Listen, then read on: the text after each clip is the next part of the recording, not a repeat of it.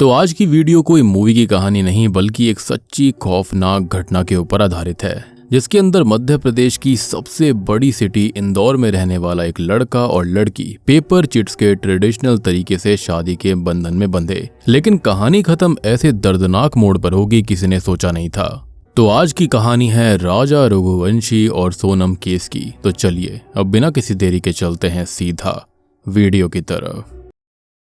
तो इस कहानी में राजा रघुवंशी, जो कि अपने परिवार का छोटा बेटा था, उसके घर वाले शादी के लिए एक लड़की ढूंढ रहे थे। अब राजा का परिवार बसेस और ट्रैवल का बिजनेस 2007 से करता आ रहा है, जो कि ऑफिस और स्कूल्स में बस सर्विस प्रोवाइड करते। सारा बिजनेस राजा ही संभालता था। दूसरी ओर है सोनम, जिसका परिवार प्लाईवुड का बिजनेस करता और सब कुछ सोनम ही संभालती थी, इंक्लूडिंग अकाउंट डिपार्टमेंट। सब कुछ जो होता वो सब कुछ सोनम ही संभालती थी। अब इनकी शादी काफी ज्यादा ट्रेडिशनल या फिर ये कहें कि काफी अलग तरह से हुई थी। लाइक ये कोई नॉर्मल मैच मेकिंग नहीं थी। दोनों परिवारों ने रामनवमी के समय पर कुछ पर्चियों पर अपने अपने बच्चों की शादी के लिए डिटेल्स डाल दी थी, लेकिन किसी को भी मालूम नहीं था कि ये जो मैच है वो इस तरह का खौफनाक मोड़ ले लेगा। अब राजा की बहन और परिवार इंस्टाग्राम पे हर चीज की रील्स अपलोड कर रहे थे। कैसे शादी की तैयारी चल रही थी, सब कुछ वहां पर हो रहा था। सबका परिवार काफी खुश भी था, यानी कि दोनों परिवार काफी खुश थे। लेकिन वीडियो से हम साफ साफ देख सकते हैं कि सोनम खुश नजर नहीं आ रही थी। अब राजा रघुवंशी और सोनम की शादी 11 मई 2025 को इंदौर में ही हुई थी, जो कि काफी अच्छे से करी गई। शादी के बस 9 दिन बाद ही यानी कि 20 मई को वो अपने हनीमून के लिए निकल पड़े। पहले उनका प्लान जो था वो कश्मीर जाने का था, लेकिन वहां पर जो हादसा हुआ था उसकी खबरों के बाद उन्होंने अपना डेस्टिनेशन बदल लिया और मेघालय जाने का फैसला किया। और सबसे बड़ी बात ये होती है कि जो राजा की माताश्री होती हैं, उन्होंने ये भी कहा था कि वो कोई भी गोल्ड की चेन या फिर इस तरह का कोई भी आभूषण पहनकर ना जाए। लेकिन सोनम ने इस चीज के लिए फोर्स किया था, जिसके बाद राजा की माँ ने उसको काफी डांटा भी था कि राजा ने उनकी बात क्यों नहीं मानी। राजा की माँ लगातार राजा से और सोनम से बात भी कर रही थी। इनफैक्ट ये चीज होने से पहले सोनम ने राजा की माँ से बात भी करी थी और ये भी बताया था कि उसका फास्ट है। लेकिन एक चीज बहुत ही ज्यादा अजीब थी कि वो बार बार राजा से बात करवाने में हिचक रही थी। वो बार बार कुछ ना कुछ बहाना दिया करती कि कभी वो आगे चल रहे हैं, कभी वो घूमने गए हुए हैं। खैर अब 22 मई को कपल जो होता है वो मौलिकियत गांव में पहुंचता है, वो भी एक रेंटेड स्कूटर पर। और ये जो गांव है वो ईस्ट खासी हिल्स डिस्ट्रिक्ट ऑफ मेघालय में स्थित है। उन्होंने स्कूटर पार्क किया और वैली के अंदर 3000 से ज्यादा सीढ़ियां उतरकर वो गांव में मशहूर लिविंग रूट्स ब्रिज देखने गए थे। खैर अब यहाँ इन्होंने एक होम स्टे में रात बिताई और यही वो पल था जब राजा और सोनम से राजा की माँ की आखिरी बार बात हुई थी। अब 23 मई को सुबह करीबन 6 बजे इस कपल ने अपने होम स्टे से चेकआउट किया और रेंटेड स्कूटर पर साइट सीइंग के लिए निकल गए। ये दोनों वहाँ के काफी फेमस ब्रिज से भी गुजरे थे और इसके बाद ही उनका अपने परिवार से संपर्क टूट गया था। अब 24 मई को उनका स्कूटर शिलोंग से सोहरा जाने वाले रास्ते पर एक कैफे के बाहर मिलता है और इस वक्त तक राजा का पूरा परिवार उन दोनों को बार बार कॉल लगा रहा था, लेकिन कॉल बिल्कुल भी लग नहीं रही थी, जिसके चलते ही उन्होंने पुलिस कंप्लेंट फाइल करी। और जब ये बात मेघालय पुलिस तक पहुंची तो उन्होंने सर्च और रेस्क्यू ऑपरेशन शुरू कर दिया था। अब ऑफिशियल्स के हिसाब से सोहरा में तेज बारिश होने की वजह से ऑपरेशन में काफी दिक्कत आई थी।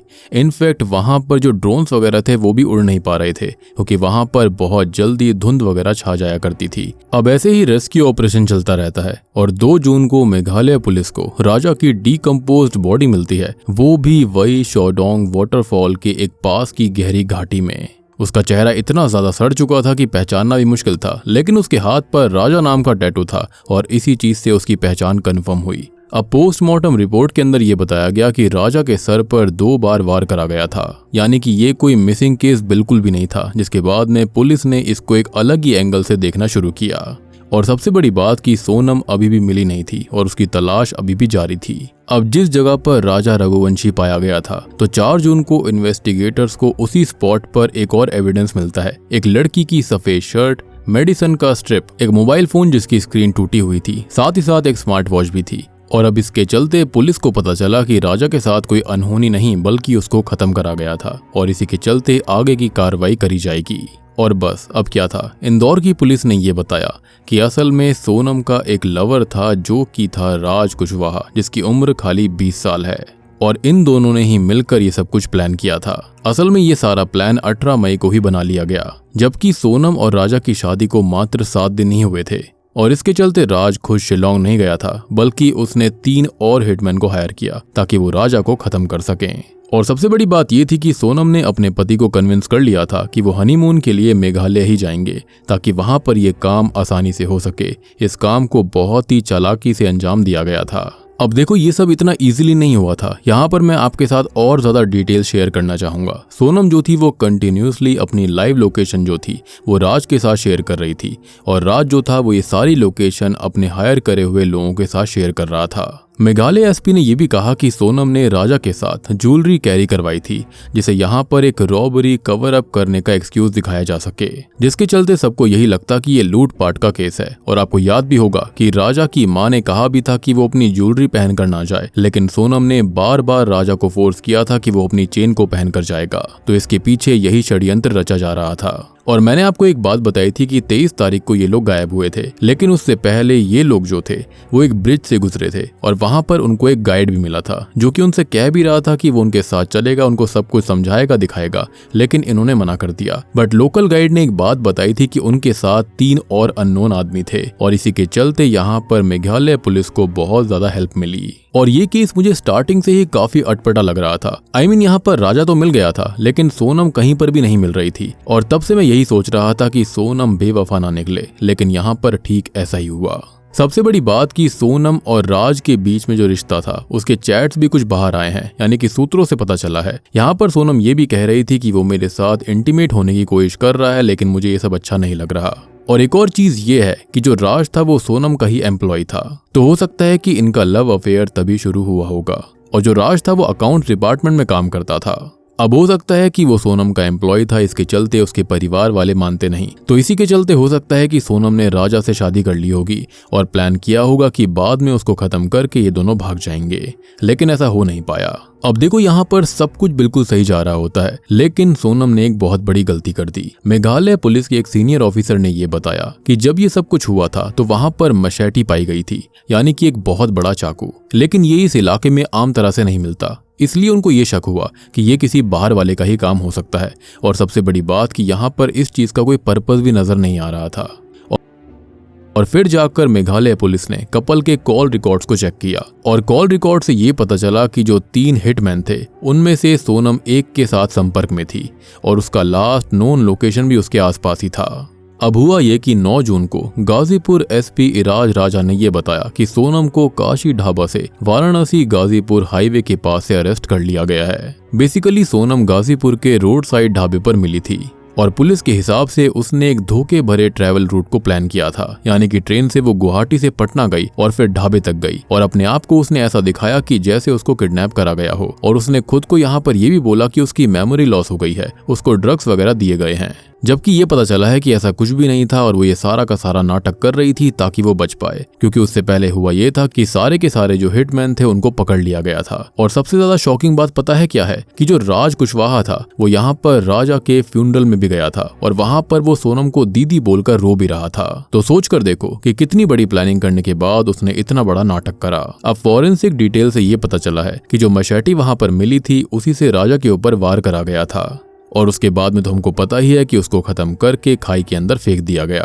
अब मेघालय पुलिस ने यहाँ पर मल्टीपल स्टेट्स के साथ मिलकर बहुत ही अच्छा ऑपरेशन चलाया, और उसके बाद आकाश राजपूत, विशाल चौहान और आनंद कुर्मी को यहाँ अरेस्ट कर लिया गया।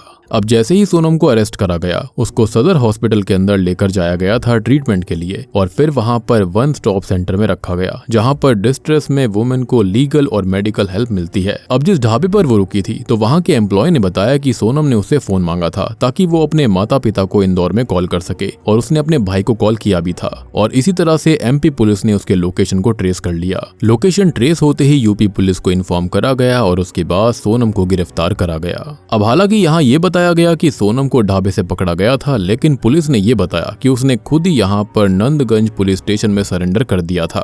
ऑब्वियस सी बात है, उसको यही लगा कि सभी पकड़े गए हैं तो वो भी पकड़ी जाएगी, और अगर इससे पहले वो खुद को सरेंडर कर देगी, ऐसा दिखाएगी कि उसको किडनैप करा गया था, ड्रग्स दिया गया था, तो शायद वो बच जाए, लेकिन ऐसा हो नहीं पाया। ऑब्वियस सी बात है, यहाँ पर कॉल्स और सारी की सारी चीजें ट्रैक हो जाती हैं, तो ये इतना आसान नहीं होता।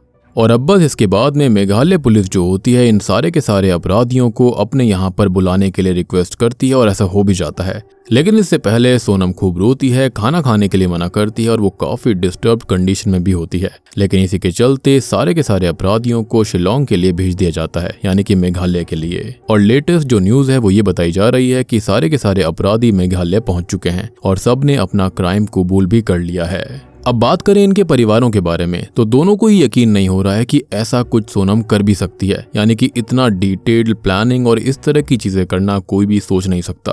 सोच कर देखो, 1 महीने पहले शादी हुई थी और 1 महीने बाद क्या हो गया। बात करी जाए राजा के परिवार के बारे में तो सब यही रिक्वेस्ट कर रहे हैं कि अगर सोनम ने ऐसा कुछ किया है तो उसको कड़ी से कड़ी सजा मिलनी चाहिए। इनफैक्ट राजा का परिवार तो सीबीआई इंक्वायरी के लिए भी डिमांड कर रहे हैं। बात रही सोनम के पिता के बारे में, उसके परिवार के बारे में, तो हमने ये भी देखा था कि जो सोनम के पिता थे वो राज कुशवाहा के साथ राजा के फ्यूनरल के अंदर भी थे। इसका मतलब यह है कि पूरा परिवार राज कुशवाहा को अच्छे से जानता था। लेकिन सब यही कहते हैं कि वो तो सोनम को दीदी मानता था, लेकिन यहाँ पर अलग ही एंगल निकल कर आया है। और जैसा कि मैंने आपको बताया, पक्का इनका परिवार इनके रिश्ते के लिए नहीं मानने वाला था, जिसके चलते सोनम और राज ने ये सारी प्लानिंग करी होगी। बेसिकली राजा रघुवंशी को बलि का बकरा बनाया गया था। और देखो अभी तक की जो पूरी कहानी नजर आ रही है उसके अंदर रूट को ऐसा चेंज करना, मेमोरी लॉस दिखाना, ये सारे के सारे कॉन्स्पिरेसी के पूरे चांसेस हैं। और जैसा कि मैंने आपको बताया कि चैट लीक से ये पता चला है कि जो सोनम है वो ये तक बोल रही थी कि वो इंटीमेट होने वाला है और ये चीज उसको बिल्कुल भी अच्छी नहीं लग रही है। और इस चीज के बारे में राज को बताना तो ये चीज तो साफ साफ सिग्निफाई करती है कि ये दोनों एक रिश्ते में थे। तो दोस्तों ये थी अब तक की इस पूरे केस की कहानी जो भी अब तक हुआ है। और अगर इसके बाद और कोई डिटेल्स या फिर और कुछ राज बाहर आते हैं तो मैं उसको इसी वीडियो के अंदर ऐड कर दूंगा या फिर इसको बाद में सेकंड पार्ट के अंदर लेकर आऊंगा। तो उम्मीद करता हूं कि अब तक की पूरी कहानी आपको समझ आई होगी। तो मैं तो एक ही बात कहूंगा कि जो कुछ हुआ बहुत ही ज्यादा गलत हुआ। इस तरह की चीजें बिल्कुल भी होनी नहीं चाहिए। अगर सोनम को राज से प्यार था तो वो उसके साथ वैसे ही भाग सकती थी या फिर अपने परिवार को बताकर समझा सकती थी। इसमें राजा रघुवंशी की बलि देना कोई भी इसमें समझदारी वाली बात बिल्कुल भी नहीं थी। सोनम ने यहाँ पर ना ही अपने परिवार के बारे में सोचा, ना ही राजा के परिवार के बारे में, ना ही राज के परिवार के बारे में। सोचकर देखो कि यहाँ पर कितने सारे परिवार एक साथ खत्म हो गए। और मुझे तो ऐसा लगता है कि ये केस देखने के बाद में लड़के शादी करने तक से भी डरेंगे। और जो केस रिसेंटली आया था इससे पहले वाला, उसके बाद से तो खौफ और भी ज्यादा बढ़ गया होगा। मतलब कि नीले ड्रम का खौफ अभी तक लोगों में उतरा नहीं था और यहाँ पर अब ये घाटियों वाला और घूमने फिरने वाला भी नई चीज आ गई है। और भैया देखो कि अगर ऐसा किसी का कोई अफेयर चल रहा है तो इससे अच्छा है कि शादी ही मत करो। किसी से भी शादी मत करो, लेकिन किसी की जिंदगी बर्बाद मत करो। मतलब उस माँ पे क्या बीतेगी जिसका बेटा चला गया, और उस बाप पे क्या बीतेगी जिसकी बेटी ने ऐसा गलत काम किया। शुरुआत में तो मेरे मन में ऐसे ख्याल आ रहे थे कि हो सकता है कि जहाँ पर ये लोग घूमने गए हैं वहां पर ही कोई कांड हो गया होगा, लेकिन यहाँ तो कहानी पूरी ही अलग हो गई है। और जब राजा मिला था ना, उसके बाद से तो यहाँ पर श्योरिटी हो गई थी कि पक्का यहाँ पर कोई ना कोई फाउल प्ले उसकी बीवी ने ही किया है, यानी कि सोनम ने किया है। और बात वही निकली। बीच में आपको याद हुआ कि एक नोट के ऊपर सोनम गुप्ता है बेवफा लिखा हुआ था, तो यहाँ पर देखो ये बात कितनी ज्यादा सच हो गई। सोनम वाकई में बेवफा निकली। बाकी उम्मीद करता हूँ कि आपको ये कहानी और वीडियो पसंद आई होगी। पसंद आई है तो वीडियो को लाइक कर दीजिए। और जैसे ही अब नई कुछ डिटेल्स आएंगी तो मैं इसको पार्ट 2 में जरूर कवर करूंगा। तो उसके लिए जल्दी से चैनल को सब्सक्राइब कर लीजिए, वीडियो को लाइक कर दीजिए और कमेंट करके बताना कि आप इस केस के बारे में क्या सोचते हो। और आप जल्दी से मुझे इंस्टाग्राम के ऊपर फॉलो कर लीजिए, क्योंकि मैं बहुत बढ़िया इस तरह की रियल लाइफ स्टोरी से रिलेटेड बहुत सारी रील्स को लेकर आने वाला हूँ, जो कि वहां पर एक्सक्लूसिव होंगी। तो जल्दी से फॉलो कर लीजिए। उसका लिंक आपको नीचे डिस्क्रिप्शन पिन कमेंट में मिलेगा। और मैंने डायनी नाम की एक खतरनाक थ्रिलर सीरीज को एक्सप्लेन किया है, जो कि इस तरह की ही कहानियों पर आधारित है। इनकेस आपने मिस कर दी है, जाकर देख लीजिए। उसका लिंक भी आपको नीचे डिस्क्रिप्शन पिन कमेंट में मिल जाएगा। तो मैं आप सबको मिलता हूँ अगली वीडियो के साथ में। तब तक के लिए